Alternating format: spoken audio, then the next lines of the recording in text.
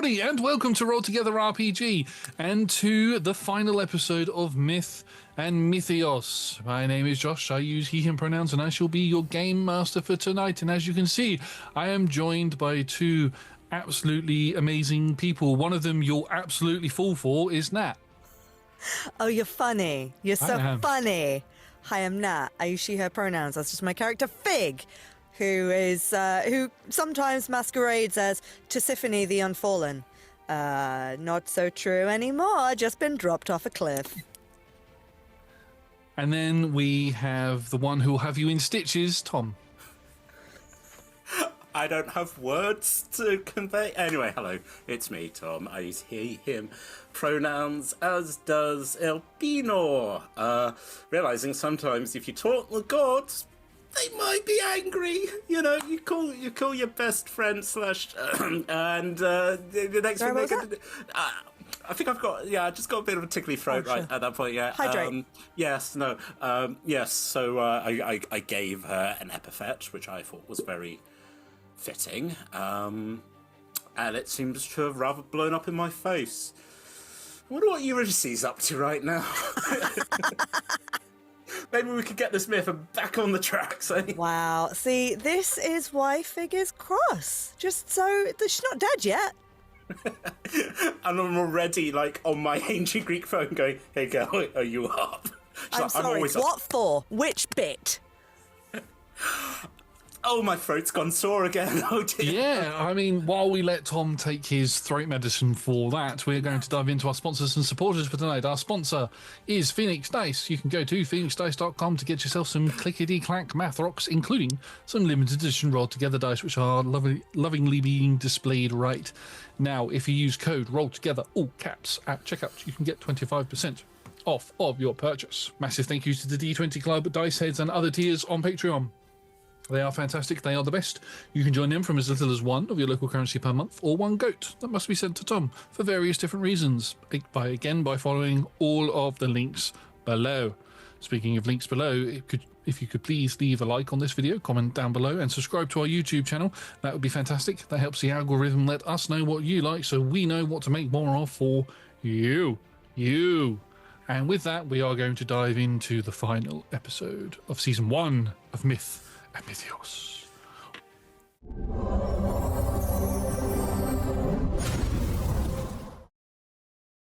In the last episode, our adventurers, heroes, chased after the griffin after it had attacked killed 3 of the woodcutters, injured another 2, and then taken 2 more.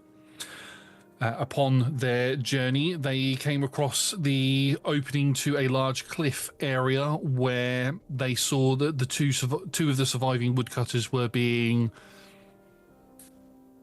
metamorphosized by some Titan blood, being wielded by a mysterious witch of the wilds. Both of those 2 figures transformed into a Cyclops and Minotaur respectively, and the griffin that they had been chasing sprung out and attacked them after a brief conversation that didn't seem to go anywhere because the woman doesn't like talking to people who are alive. During the fight, the griffin went to go and grab Elpinor, but Fig got in the way and was carried off and has now been dropped off of the edge of the nearby cliff. As we come back into the session, we're going to do things slightly different. We're going to keep the initiative orders that we had from the last session. Nice and easy doing it that way. That benefits you both more than anything because you 2 are at the top of the initiative and it was at the bottom. But I'm going to interrupt the combat, and as you're falling and everything begins to slow down around you, it's that moment where you're thinking, shit, is this the end? Is my life really over now? And that's when you begin to hear the sounds of children laughing, and your vision sort of blackens over, and your vision comes back, and you are stood in what you know to be a very familiar courtyard, standing opposite you, you can see a young boy. Oh, that's the wrong tab. That's the tab I want to open. Get out of here, Tab. You're not in this story. I'm doing a Sean. You can see standing opposite you is a young boy, probably not much older than you, but he's got sort of fuzzy, mousy brown hair. He's got a toy sword in his hand, and he's gesturing towards you to sort of pick up your stick, which you have in your hands as you look down, and you've got a long spear-like stick in your hand. And as you have a little look around, you can see stood sort of next to him is an older girl, older than him at least. Again, that same sort of mousy brown hair tied up into a high ponytail, and you can see that she's got a shield and a sword, wooden items in her hand, and you can see that she's lunging forward. She's very much more regimented than what the figure opposite you is, and is you recognise these as older fig as battle formation training that she's undertaking, whereas the younger boy opposite you is more playing around. And circling around all three of you in a sort of sort of drill formation is an older gentleman, arms behind his back, wearing the armour of sort of the Athenian armour with a blazing symbol to Athena on his armour, because he is a Athenian soldier. But recognise this figure to be your father, Agathon. Yeah, it is.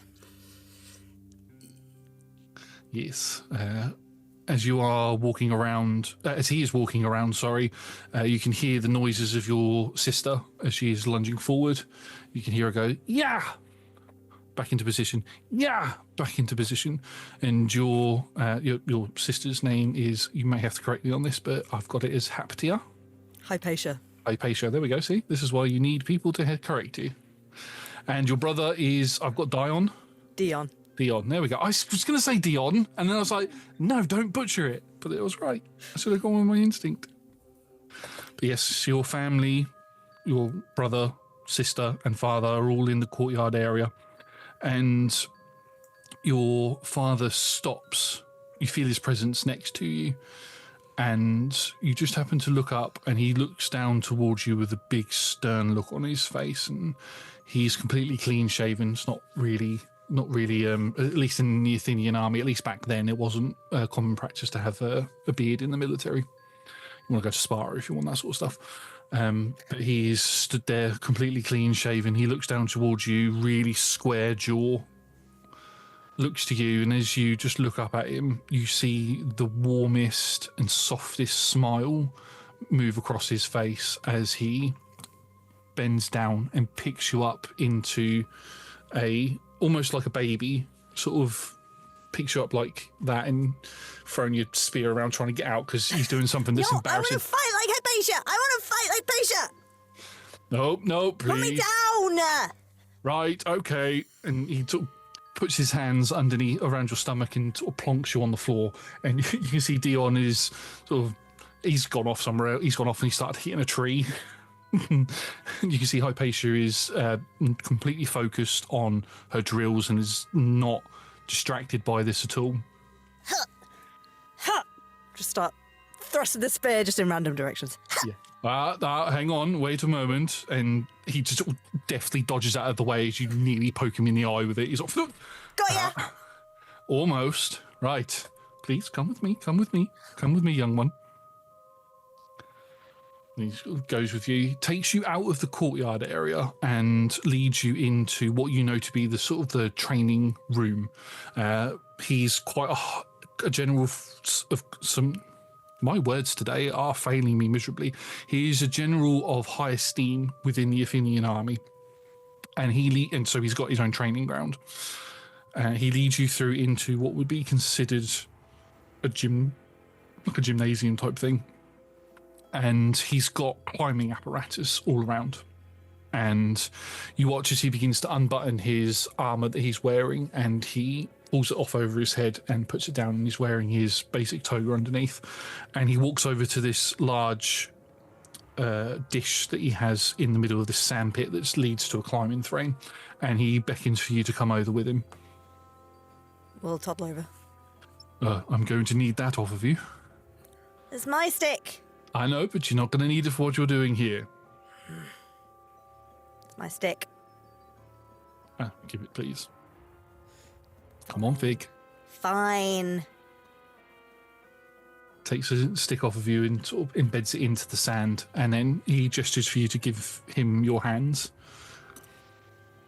He takes your hands and he puts them into the bowl, and inside the bowl is this white powder, and he move your hands around in it, and he stands where he's opposite, and he does the same, and now do this. And he claps his hands and then starts rubbing them. Yeah. You get like a big explosion. There's a slight chuckle that comes from him at that. Now, before you learn how to use one of these properly, I want you to learn how to climb. And he moves you over towards the wall. Now, if you can climb to the top of that and get back down without falling and without slipping, then I will give you some proper spear lessons, if that is the weapon you would like. I can climb anything. Without slipping? Yes. Go ahead. She'll stare the climbing frame down. No slipping. Well, start to try to climb. Make me an athletics check, please, with a -2. How young is she at this point? Is this like a toddler who's doing Yeah, this? you're looking at about between 6 and 8. Okay, so not a toddler. Okay, yeah, no. I'm possibly playing a little younger than 6 there. Look, Can't get back a bit. Daddy, I can't do it. She's like, well, you're 13, so I don't quite understand what's You are happening. 20 years old. This was 2 months ago. Well, that was a nat 20. Oh. -2 would be an 18. Oh, I mean, it was a natural 20, so I'm going to reward the natural 20. He is completely taken aback by this as you climb right up to the top. However, because you're quite young, safety is not really something that you're that into at the moment. So as you get to the top and he looks up in absolute amazement at how you did that without slipping, you go, yes! Did you see I did it? And then you start falling because you're not actually holding on to anything. And he sort of runs and slides in the sand and catches you in his arms. Well, I mean, you need to learn to hold on a little bit better, but that was mighty impressive. I'm very strong. Well, then I suggest tomorrow that you up your training to more intermediate spear work. How does that sound? Great. When can I start doing the formations that Hypatia is doing? I think we'll get you practiced on how to handle a spear properly first. Then he walks, disappears. I already know. I've already held it like a lot, and I can do lots of stabbing attacks, and I can do the twirling. You pick the stick up and you begin twirling it around, and he's walking away from you while you're doing all of this, and he walks behind a sort of what they called like a partition, and so yes, I know, but that is just a stick. And he comes back out and he's got a very basic spear. It's got wooden ends and stuff on it, so it's like what your brother and sister are currently using, whereas you've been using just a long stick. This is actually a wooden spear. The haft of it is a bit thicker than the stick that you have, and he's like, here you go. And as you take it off of him, it's slightly heavier than the stick you've been using, so you go to try to do the twirl, and it's a little bit more cumbersome. You sort of catch yourself in the back of your back of the leg, back of the head. It's like, and that is why you need to have practice tomorrow morning. Don't like this one. Well, this is the one you're going to be using from now on. He gets down onto his knees and he looks you dead in the face with a really, really, again, that warm smile, and tilts his head to the side. Now, why don't we go in and see if Mother is making those cakes that she normally makes, yeah? She's still got some of the white chalk on her fingers, and she's just gonna go, boop. Achoo! He sneezes a little bit. Hey, come here, you, and he chases you. You sort of run around in a little circle around him as he tries to grab you as you disappear off, and this sort of brief memory fades, and you come back to you falling. As we move to the top of the round, Fig, it is your turn. Having that memory, yes, of you falling, you can try and stop yourself from falling if you'd like to. Wouldn't it be great if I rolled another nat 20 to climb now? Yeah. Well, I'm assuming what I'm trying to do is jam the spear into the cliff to give me some kind of... Because I don't technically have a free hand to grab. I've got a shield and a spear. Yeah. I'm going to ask for a strength saving throw. Oh, God. You still got Bardic. I don't know. I do have Bardic. I technically have thingy. You've also got Heroic Inspiration as a person. Oh, I As a human, do. Yeah. I might use it, you know? Yeah. I might use that. As a Grecian, you have heroic inspiration. Because I rolled an 8. You know what? We'll go with the 8. For a 10. Because I have proficiency in strength saving throws. Let's roll that Bardic die. Let's roll that. Oh, wait, should I? I was going to save a second wind in case I took a beating, but actually, Maybe.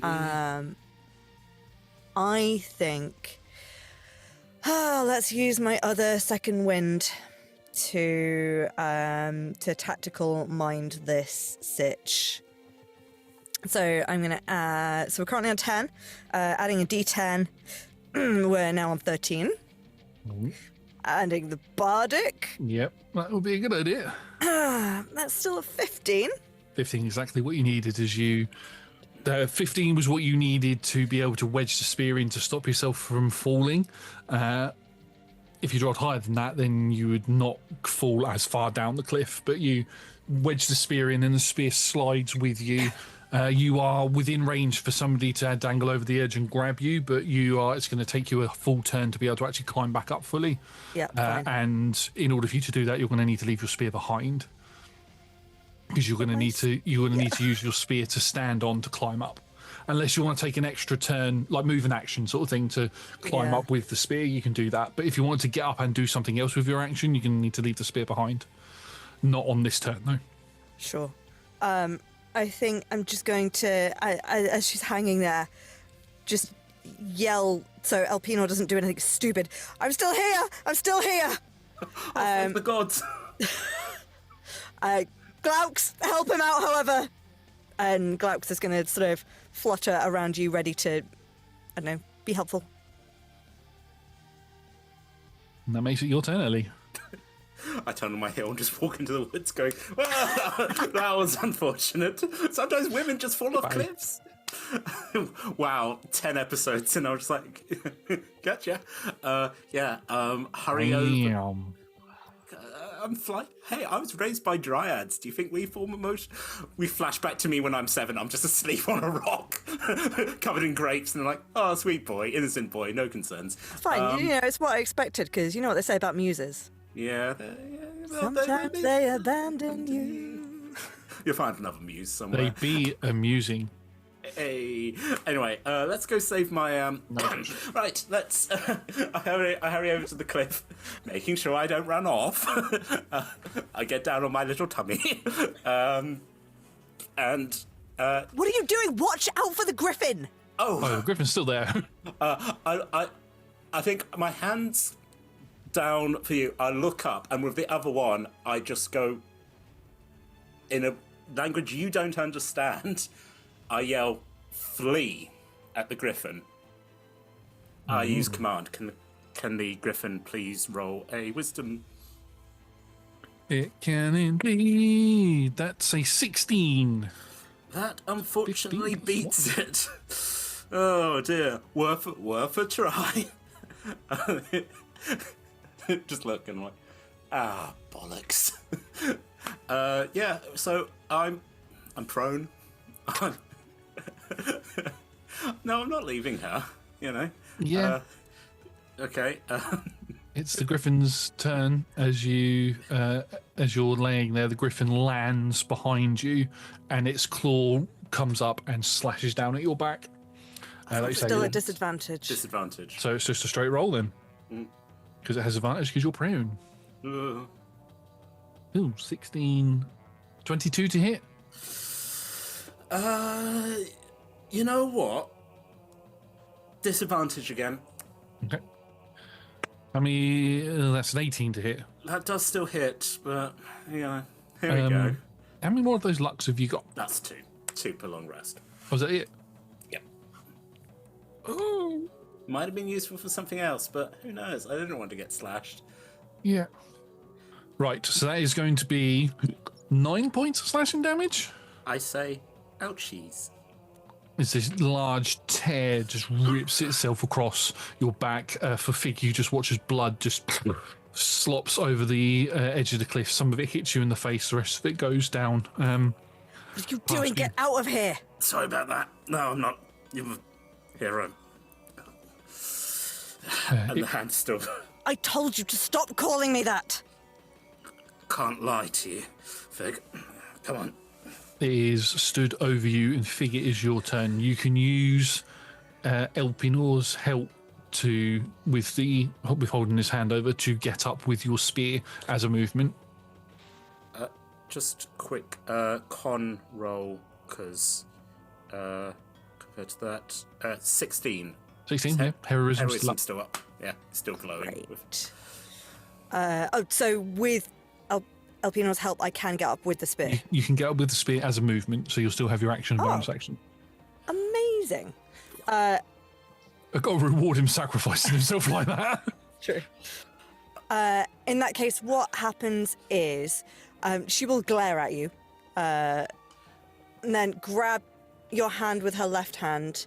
Because again, not strong, but we'll use holding onto you and holding onto the spear as leverage to bring her legs up. It's that kind of climbing thing where you end up sort of in a V shape because you're holding on and you use your legs to kind of push your bum out. Pull the spear out and then use it. Is the Griffin's still standing over Elpinor? Yeah, but there's enough space for you to stand on the edge in front of it. Yeah, great. We'll use that momentum of pulling the spear out to sort of run up the wall using Elpinor's arm and leap up and try and thrust it into the Griffin. But at the same time, the grabbing on of your hand, I am going to... She's going to say... stay out of the way, but you'll feel like a little like a glow of that sort of purpley blue magic energy. I'm going to cast as my bonus action healing word on you. And that word is get out of the way. Get out the way. It's going to heal you for 9. Oh, love that. As I crop up to full hit points, I'm like, I'm just like, appreciate it, thank you. Glaucus is still there, so I'm going to go in for an attack roll. Glaucus is not helping me that much. That's a 12 to hit it. Exactly what you need to hit it. Ha! Amazing! Then we come in for a 10 magical piercing damage. How do you want to do this? What? How do you want to do this? I didn't think we were going to survive this one. Okay, I think it's just a big panicked thrust upwards, right? It's not particularly sort of focused, but she's aiming again for the equivalent of the armpit, but this time with the wing. So stabs into the wing, but which I'm assuming will cause it to sort of rear up a little bit, and then uses that momentum, allowing it sort of flicks her up and onto its back. I'm going to cheat this slightly. I know it's only one attack, but I'm going to cheat this slightly to pull the spear up and then drive it through the back of the head, through the corrupted side of it. So she ends up standing on the Griffin as it falls. It collapses to the floor, and there's no final breath or anything from it because it was undead anyway. But as the sort of dust settles from the battle, Elpinor you can sort of begin to sort of get yourself up off your feet. There's still a little bit of blood trickling out of your wound on your back. The cure wounds has healed your life force. Also out of my ear because I used Olympian. So I'm just a bloody mess. Yeah. It goes with the scarf and the headband. I need Fig to make me a dexterity saving throw, please. Oh. God, I swear, if you go off the cliff now. 16? 16, you watch as these blackened vines wrap themselves around your waist, your arms, your throat, and pull you backwards off of the griffin and onto the floor. You go to get up into a kneed position, but they lock you in place. You can look over towards this hooded figure who moves at lightning speed towards the pair of you. You watch as the hood flaps back, this billowing white hair, almost like snakes, extends upwards, piercing red eyes that sort of shimmer in the light of how fast she's moving. Her face is she's like dead white, and you can see that these painted marks are painted down the front of her face and around her chin and all over her body as she sort of moves at lightning speed down in between the pair of you and just stops and looks at both of you before raising a hand out towards you, Elpinor. I'm doing that as if you can see it. She's got her palm out to you. It's just like stop, like she's like stop where you are. Was she going to cast something? Looks like she's about to cast something, but she just stops for a moment. We've completed your test honorably. I believe you owe us information. I never agreed to giving you any sort of information other than my name. Then That's not true. You said you were going to tell us more about your cult as well. it's true. Oh, I did, didn't I? Yes. Sorry, I was hoping that we wouldn't be having this conversation right now. You can see she's in a battle position with her hand. I mean, Fig, you are completely locked down at the moment. There's not much you can do at the minute. You can attempt to make a strength around her neck as well. Yes, these black, it's very similar to the sort of vines that the dryads use, except for they're black with thorns sticking out of them. So any sort of movement is digging into your skin, across your wrists, your throat, and your waist, as well as you're being very similar to what the two woodcutters, the sort of position they were in, except for their legs were also locked in place as well, whereas yours aren't. But there's a weight that's pulling you down into a kneeling position. But Elpinor, for some reason, you're able to move around and there's no vines around you. Okay. I understand. I suppose if I ask nicely, you're not going to let her go, right? No, I don't intend to. Not right now, anyway. All right. What is your name? I am the Witch of the Wilds. My It's name a title. I am the Witch of the Wilds. Okay. Mother of Nature. Or at least I was the Mother of Nature anyway. I was sent to do some other things that weren't particularly nice, and I got a bit bored of being there, so I decided to come back up here. And Our Lady Hecate? oh no, God, no, don't insult me with that name. Ew. I said up here. Blinks at you a couple of times. No. Our Lady of the Underground. At least I mean, I couldn't quite leave there, so I've had to inhabit the body of this meat bag, but oh, it is good to see the surface after all of these years. Persephone. Oh, you are all very well informed, aren't you? Ah. I'm sorry, my lady. Formalities? Oh, I love it so much. It's nice when they find out who you are and then they cower in fear like you are. Oh, it's when they give you absolute disrespect that I absolutely hate it. That's when I have to rip their intestines out and hang them from trees by them. We've meant no disrespect, my lady. You're disrespecting what I'm doing, my plans. You've said that my undead are abominations. Not so much you per se, but other humans have. So you all must be punished for it. I respectfully beg to differ, my lady. We came asking about what you... Feel a tightness around your throat. I wasn't talking to you. I'll come to you in a moment, child. Please. Okay, we're talking, my lady. We are. I am talking to one who has been touched by the gods. Is that correct? Yes. Oh. Well, speak away. Talk your way out of this predicament that you are in. You have destroyed one of my fabulous creations. I wasn't expecting that to happen, to be fair. You are more than what you seem, the pair of you. I am intrigued. Especially with you, looks towards you, Fig.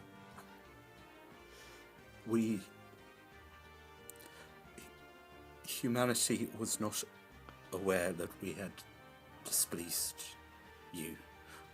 You are held in very high regard amongst the humans. I've not come across anybody who does, other than gestures towards the body that she's wearing at the moment, other than this cult that you like to call it so much, this worshippers of me. Although it's taboo to worship me, apparently. And my husband. But then who would want to worship that arsehole? Well, like I said, the stories hold you with great love, that you save humanity from the winter by returning to us, and your mother brings the harvest. We didn't know that you felt so betrayed.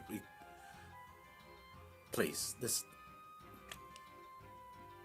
I'm struggling, ma'am. I can't. The stories I was told says that you are a beloved and kind goddess. Your husband may be an asshole, but this is not. Please, we can. You don't need to do this. I was beloved and kind once, but you spend a couple of 100 lifetimes down there, and you would feel differently. In fact, why don't you spend a little bit of time down there? And her hand gestures into a flick, and she just flicks towards you as you get pushed with this large gust of wind, and you are just thrown off of the cliff. No!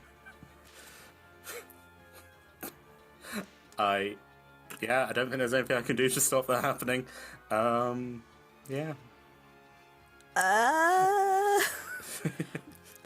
How much damage would I take trying to get out of the grapple?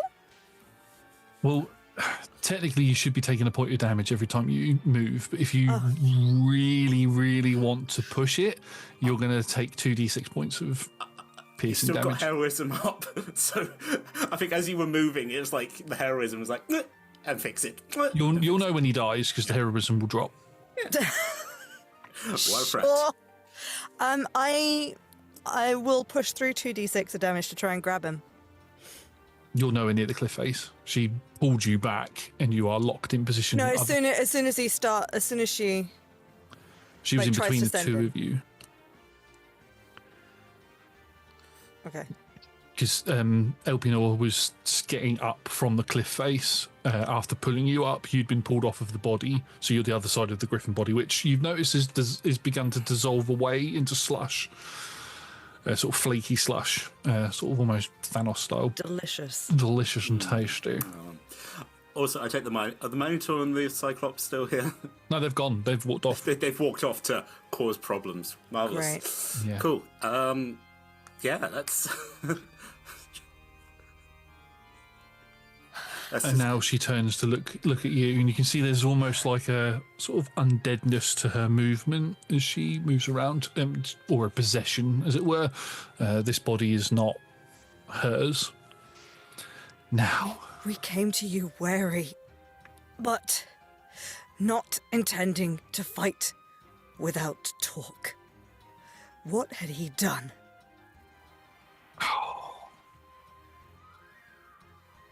I mean, there's lots of things that I could say to that, but I feel that, you know what? I made a promise to someone, and I think I'm going to keep it. And she comes right up close to you to the point where you are nose to nose with each other. The smell of betrayal, smell of death. You reek of it. You're not so rosy smelling yourself right now. That's funny. She takes a little lean back and she just plonks her finger on the center of your head, and you feel this magical energy rush through you, and everything goes white for a second. Elpinor. We're going to do another one of those sort of slow motion fally things at the moment. I also think as I'm going, like my hands come back and I'm trying to cast... I have message. So I'm going to try and cast message as I'm going off the cliff. Glauks will be flying after you. I think I cast it at Glauks to be able to convey it. Fair enough, if this is going to be my action, where I'm just like, she needs a message. You cast message at Glauks, who is following you, but after not that far, Glauks just wanders off and flies back up, not following you at all. And you begin to fall further and further, and a memory comes to you, and this memory is of the first time that you actually met Fig. Pair of you together for the first time. Describe to me, the DM, who is meant to set these stories up, but I'm going to ask you two for it. Sure. Describe to me how you two met for the first time. So, Elpinor, as he is, that is his name, having been travelling by his wits, eventually decides, I need to end up in a populace where there are people. If I have people, they can help me. So I was able to talk my way onto a wagon train that was going to the town that I would eventually call home. And there are various mercenaries, and most of them are have half their teeth terribly scarred, ugly brutes, and then Fig with a very pointy spear and a intense expression, and I'm like, huh. I think this as well. This is a carriage going from coming from in the direction of Argos towards Erothos. And she'll be very like head down, eyes flicking, everything wary, but with sort of not full hood, disguise, everything, but just, scarf over the head, trying not to engage. If any of the other mercenaries are like ladding about, we'll just sort of ignore it, head down. I walk over and I offer her some bread. I don't think I've seen you eat. You need to keep your strength up for the journey. Oh, I have some, thank you. Oh, but no, sorry. I just thought you looked hungry. I'm Elpinor, by the way. Tisiphone. Pleasure to meet you. Do you often travel this road? Yes. Sorry, I'm not really used to talking to people. Anyone? Yeah, no, no. I mean, I had a very... Sorry. What do you need? Just make sure you're eating bread. No, I was just sort of trying to make friends. Sorry, miss. Do you need any jobs doing?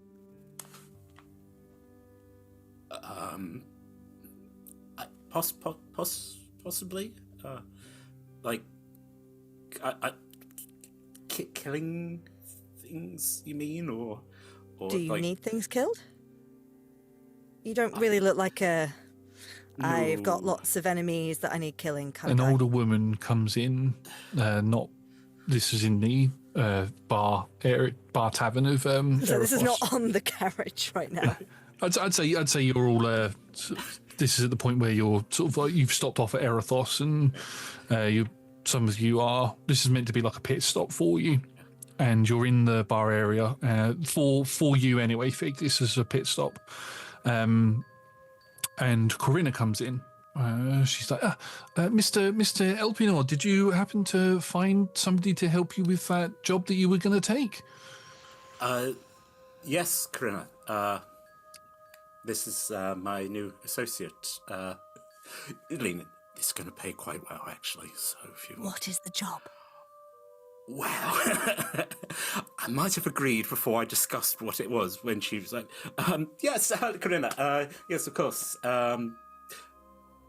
Josh, did I ever actually find out what the job was, or did I just, in my panic, be like, yeah, sure, fine? Yeah, the job was basically to go out to one of the nearby farmlands and to catch chickens It's actually that had escaped. It's actually like a really heroic deed. Some wild animals have escaped, and we need to corral them and bring the chickens. We're catching chickens, but Corinna's going to pay us. Wild chickens. Well, have you ever actually spent time with chickens? They're ferocious. Have you? Actually, yes, and let me tell you the story. As I begin trying to make her laugh, I'm going to roll a performance check to see if I can actually tell a silly story about. It's a 9. I think that's the thing. I start telling you what is clearly like a joke, and then look at your face, and I'm like, okay, yes, I have spent time with chickens, but not this. What do you do? Are you also are you a mercenary? Oh, no. I'm, well, it's probably, you might not, I'm a storyteller. I'm a bard. Storyteller. I'm a poet. I see. Okay, maybe the story about me chasing some chickens, but, do you like music? Sure. What do you play? I play the lyre. Huh. A liar and a player too. I've been warned about men like you. Oh, I'm not like that. And what are you like? I'm like this. So I'm gonna try 23 performance. As I just start, the lyre comes out. I'm better when I have my instrument. And I think you are like when you listen and it's like synesthesia that you can actually vaguely see this, like the forest. And then it picks up and you can just, there's a flash and you see a chicken. Yeah, like that.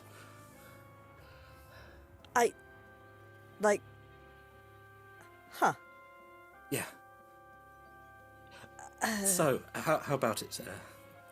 Do you, unless you need to go with your associates. This is. I don't know them. Yeah. You can see they're beginning. They've all sort of stopped. They stopped here to eat and have some drinks and stuff, and they're getting ready to pick all their stuff up and get back onto the carriage. You can see sort of milling around them is a young boy who's like, "Can I polish your shoes? I could take a look at the horses for you. I could shine your sheath for you. I could butt the dents out of your armor if you'd like." And he gets shooed away. A couple of them take him up on his offer, and he shines a few boots and he's chucked a few drachmi. don't know why, but I think that lad seems willing to help. Hey, kid. Yeah, hi. You want to go catch some chickens? There's money in it. Oh, really? You're a mercenary, though. Do you want me to... I could shine your armour or your boots or your sword. I could shine anything. What armour? Looks you up and down, realises you're a lady, and gets a bit red in the face. Like, sorry, yes, I can definitely do that. I'm Elpino. I'm Theo. Sorry, you were talking to her, sorry. No, I was talking to you, Theo. Oh, yes, my name's Theo. Nice to meet you, Theo. He comes so close to saying, I know, because just at the back of it. Yes, Theo. I mean, unless you want to go with the mercenaries. No, I live here. I live here in Erithos. Oh, wow. I live What's the town like? It's very quiet. There's lots of jobs to do. There's not any regular mercenaries that live here to do the jobs regularly, so they build up on the board quite often. So it would be nice to have some regular people around to do the things. The chickens. I know the chicken job you're talking about. They get out all of the time. Oh, then it's Pays well though. You have your eye around the town a lot. Yeah. You notice people coming and going. Yeah, I live on the street, so yeah. Do you see a lot of Athenian soldiers these ways? We had some Athenian soldiers through probably about 6 months ago. They came on the ferry. The ferry comes weekly, but we've from not had any Athens, soldiers. not from the North Road. No, from Athens. Yeah, they came from Athens. Yeah, they travelled here and then went off onto the North Road to meet up with the rest of the regiment or something like that. I heard them say something like that. This could work. Okay. Let's go catch some chickens. Sounds great. As you're walking out, you can just hear Theo go, "Catch the chicken, catch the chicken." I catch start the chicken." plucking at the lyre. Catch the chicken. And there's like a fast forward in your memory, and it is nighttime as the three of you walk back into the town, and you are completely comically covered in chicken feathers. Well, Yeah, Theo just coughs and a feather comes out of his mouth. That was fun. They were a bit more boisterous than normal. yeah. Have you done this before? I've done it once before. It's very difficult to do it on your own. It takes a lot longer than what it just took us, although it took us longer than what it should have with three of us. I don't know why Elpino just suddenly decided to sit down and start playing his lyre in the middle of it all. Yeah. As we flash back, and I'm saying in chicken, I was like, "You can stop," and the chicken's like, "Nope, nope, I'm free." I'm like, just Anytime you can stop. just you don't need. You have a good life. They're gonna kill me. No, you don't know that. I do know. They killed Bob. I don't know Bob. Generic chicken noise. Yeah, as we pan out, is he like, yeah, Elpinor head gently cluck. You're like, oh, good. He's just clucking at them. Yeah. Do you always cluck at birds? Seems polite. You know, if they understand you. You know. Like, And they do.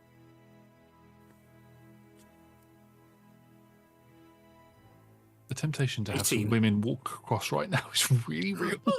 hey, 18. No, not really. It's a bit I'm like. never going to win an insight deception check against you. I just flashback to earlier. I don't lie to you. No, it's more like if you see a dog, you know, you'd be like, hello, and you don't think the dog understands you, but it understands the tone and friendship, and then if you're nice to the dog, it probably won't bite you. Sure. I like dogs, by the way. Well, we got paid enough drachmae to get ourselves some food, but not enough for us to get a room somewhere. I have an old cart.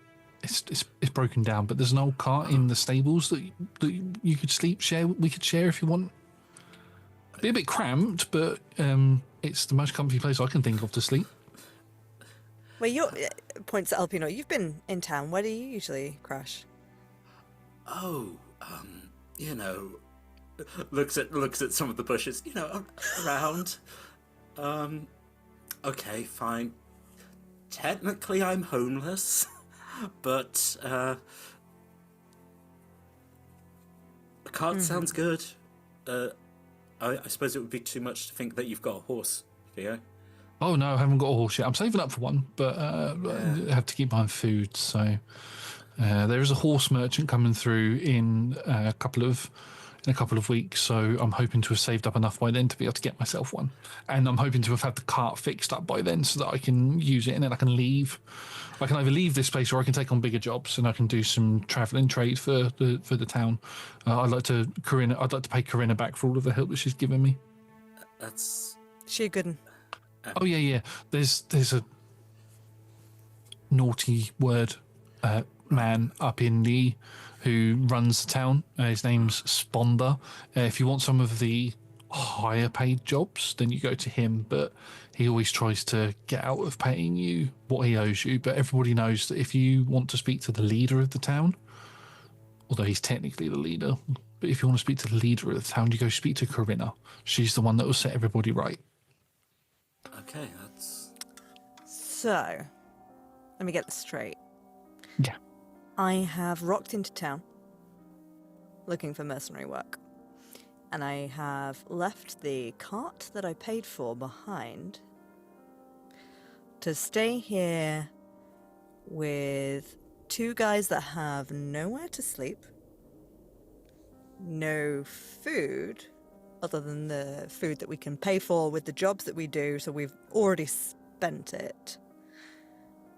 And we spend our days catching chickens. or picking herbs. There are plenty of work. There's plenty of jobs to do, and with the way that you described it, isn't that how all great adventures and great friendships start? It's the beginning of quite a ballad. Hey, if you're going to be a great hero, you're going to need a bard. You're going to need someone to sing of your adventures. I never said I wanted to be a great hero. But I mean, I don't know how this would translate, but you've got a vibe to you. There's an aura to you, Tiffany. I just don't feel it. Can you not see it? Can you not? Yeah, I can see it. Yeah, this is the sort of woman that people sing of. Yeah, you would kick anyone's ass. Absolutely. Sorry. Do you often sing of women? And men, and hey, I go where the money is, and or Wait, where I'm confused as to what the question was now. it's don't worry about it, Theo. Okay. I follow my gut, and most of the time my gut's empty, but it takes me interesting places and interesting people, and I've got a good feeling about this. She'll take out, I mentioned before that she already had some bread from the journey.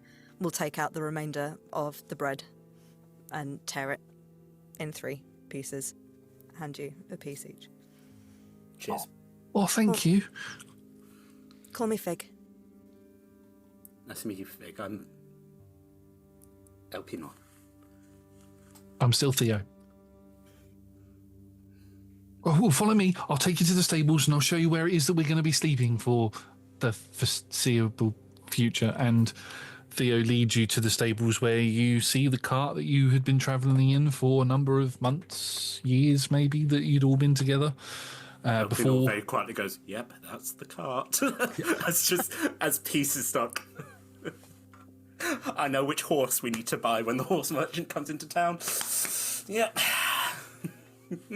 As the happy memory fades away with a dull, painful thudding noise. At the top of the cliff face, the whiteness in your eyes, Fig, fades away, and you can, as your eyes gain focus, the vines are no longer wrapped around you. There's no figure stood in front of you. It doesn't even look like you've been scratched or cut or anything by the vines, and there's no remnants of the griffin body anywhere. I'm just alone on the cliff top. on your own at the top of the cliff top. Where did Glauks go? It's just sort of is up in the trees back in. So the first set of trees back in the forest is just sort of sat there watching you. He didn't get my message, did he? No. What message did you send? Did it get to go through, Josh? What message did you send? I will. Is she getting the message? Because I will say it if she did. And she's not getting the message, no. Okay. Then I threw it to the winds. We'll just look at Glauks. Glauks got the message, but Fig isn't getting the message. Fair enough. You left him.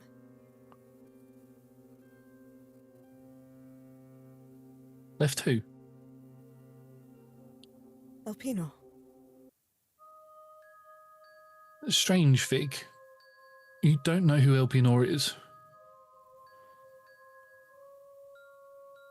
That name just naturally comes out of your mouth, but when you say it, you're like, who? And you shake it, you're like, oh, I've been doing this on my own. Eurydice asked me to deal with the griffin. I can see the griffin's been dealt with. My travelling companion Theo's been kept as insurance. I've done the task. What am I still doing here? Just look out to the sea and the cliffs.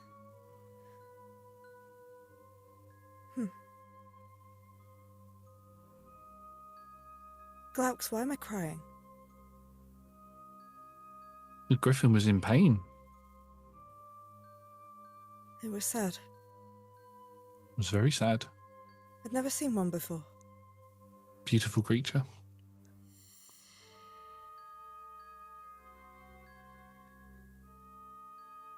Do I remember that Theo is with Eurydice? Yeah, you know Theo's with Eurydice. You don't remember the mage, the woman that you just became face to face with, or her identity. You just stumbled out into a clearing and fought a griffin. And fought the griffin. You remember the woodcutters, but as far as you're aware, the woodcutters fell over the cliff. You can see traces of blood on the grass. I will take 2 coins from my coin purse. I'm not going to reach their bodies, but I'll toss 2 over the edge in the hope that it'll hit them to help them on their way. Coins fall down, and you can make your way back to the Druid's Grove. I'll go to meet with Lucas first. Yeah, you can make your way back to Lucas. There's this really strange feeling that you've had and it's a feeling that you're familiar with what happened with your dad. But there's a sense of severe loss, but you can't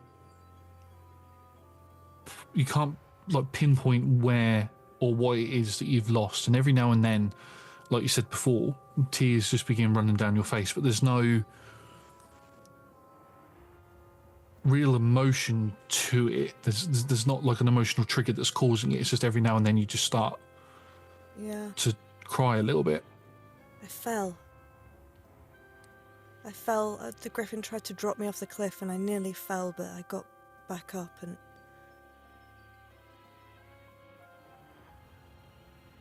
I just got back up. You get back to where... Do I still remember that I am Tisiphone the Unfallen? Yes. We persevere. You make your way back to Lucas, and Lucas and the one surviving woodsman are there. Tisiphone, it's good to see you. Has it been dealt with? It has. Right. I'm really sorry. I couldn't save Yanis or Minos. Such a shame. They'd been flown off a cliff. Oh no. Gonna have to go back and tell their families. I'm I going can to help you. I can help you with that. I sent Obel their way. I'm so sorry. thank you. We're gonna begin making our way back to Erithos. You're welcome to join us. We're leaving right now, if you want to. I have some business I need to deal with. You should know, these woods, parts of them are protected, but there is plenty to go around as long as you don't take too much. When I return, I will have a map, and that map will show you the woods that are safe for you to cut, and your men should not go missing. Especially now the griffin's gone. If you stick to the areas that are safe, your men will not go missing. Right. But if they stray into the wrong parts of the woods, I cannot guarantee their safety. And I mean this with all seriousness. Okay, thank you. We'll deal with that when you come back to Erithos, but we're leaving right now. Safe travels to you. Safe travels to you as well. And you can see that he's loaded the cart that they had with them that had been turned over. They've picked it back up and they've put a few of the logs back into it from what they had already cut down. But you can see that they've moved some of the logs out and piled the bodies of the dead with the coins on them. These logs onto were the from carts. this area, right? Yes, From we cut them on the way in. So, right, we'll see you soon. And they begin sort of pulling the cart out. They manage to get the horse and everything, and they're gone. And you can make your way back to the Druid's Grove. She will walk slowly, sadly, feeling something not right. And we'll speed through the return back because there's no emotional conversations to be had unless you want to talk to yourself. Not unless Glauks has anything to offer. No, just sort of sits on your shoulder the entire time. Unless you tell them to fly up and scout ahead or anything, they just stand on your shoulder, looking at you. We'll just give scritches. Yeah. You make your way back, and the Dryads, Oakley, greets you at the gate or at the entranceway and leads you towards the grand tree where Eurydice resides. And you can see that Theo is there with vines bound around his arms. Ah, young Tisiphone, I see that you are back. She knows me as Fig, doesn't she? She did. Huh. I have returned. The griffin has been dealt with. I have had word from my informants that you have done a fine job. I thank you, and as per our agreement, young Theo is free to return with you. I will allow for those marks on your hands to stay with you. You may enter back into this grove at any point if you so wish, for whether it be for trading or for the various jobs that we have on offer here. And I thank you for the training that you gave my people. It will come in handy if we are ever attacked by the bandits that we sometimes find around here. Do not worry, and do not intend to use that against even the wider population of humans. Thank you. You are kind, Your Majesty. Now, if you could kindly leave and go back to your people. Again, more than welcome to come back, but I have other business to deal with. Very well. If you have need, let Corinna know. I will. Give her my best, please. I shall. Come on, Theo. Right. Yeah. Okay. I'll go get the horse and the cart ready and everything, and we can make our way back. And the map. Sorry, Your Majesty. The map for the woodsmen, so they can stay out of your property. Yes, I will have Oakley deliver that to you on your way out. We'll just sort of nod and bow. Head out. And you head out. Ooh, I feel like Tom wants to say What's something. the horse's name? What is the horse's name, that? I know. Just Fig. What would you have named the horse? What would you have named the horse? Because the horse was named Calliope because... Yeah, because Because I tweaked the Elpenor nose named of it. everything. And because that's what the horse's name was, because the dream told me that's what the horse's name was. The horse is called Hippolyta. Strong. Beautiful. Hippolyta, who is a completely black horse, completely different horse altogether, is from previous, is harnessed back up to your cart, which is in better repair than what it was when you first came here. Now, whether that be the slight change in memory, I don't know. But anyway, as you leave the Druid's Grove and as everything begins to turn back into forest, we come back to the grand tree where Eurydice is. And as she's sat there in her throne, a dryad walks up to her and takes a bow. I have done what you wished for. Is everything between us even? And the dryad bows down and then looks up. And as it looks up, its form shifts and changes to that of a pale-skinned, not like pale, but lightly tanned is the word I'm going to go for. Lightly tanned skin woman with long blonde hair, a sort of leaf crown on her head, large bow on her back, wearing green armor and white toga. Yes, Eurydice, I felt... Now, see, I wanted her to die, but watching her in this degree of pain, not knowing the loss that she has experienced is going to be so much more fun to keep an eye on. But why did you want him to die? He's not done anything to you yet. I know, but at least if he suffers the pain of hell, he might understand what it is he's going to put me through in the future. Well, I'm going to take my leave now because I need to watch her cry all the way back to Erethos. And she turns and the form of Artemis shifts back to that of a dryad and then walks out. A dryad that you are very familiar with, Oakley, walks out. The entire time!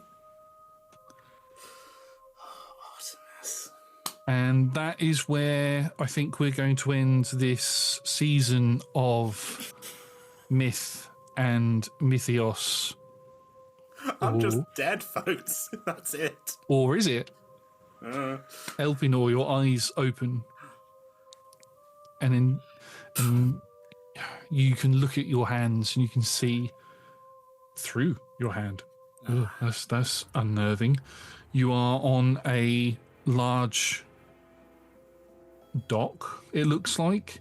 There's black stonework everywhere. There's an intense heat coming from somewhere down a large river that you can see. This river is this ethereal green glow as a ship, small barge, pulls into dock with a large hooded figure, skeletal hands, holds their hands out, and you watch as other spirits put coins onto this figure's hand and are given passage to step onto this barge. A few try to step onto the barge and this figure just flicks them with his skeletal hand and they go flying off into the sort of waiting area, as it were.